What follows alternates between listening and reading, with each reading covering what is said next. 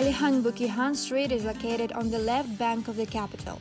It starts with Siganang Street, crosses Janibek and Kireyhan's, Uludala and Fariza Ungarsinova streets. It finishes on the crossroad with Turar Riskulov Street.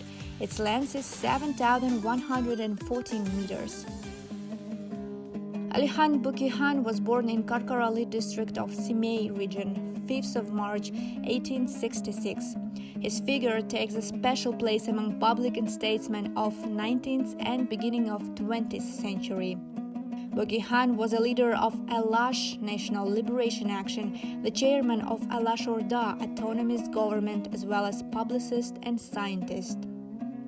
All his conscious life he dedicated to the theme of the liberty of Kazakh nation from the political oppression of monarch and then Soviet regime. He was a delegate of Congress of Local and Urban Public Figures of Russia, a deputy of the First State Duma and the Congress of Muslim Nations, as well as a member of Muslim fraction of the Fourth State Duma of Russian Empire.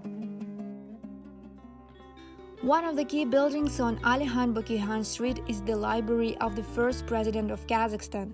This unique architectural object was projected by famous British architect Norman Foster.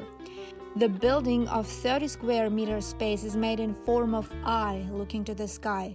As Foster said himself, the image of the building symbolizes modern Kazakhstan's viability.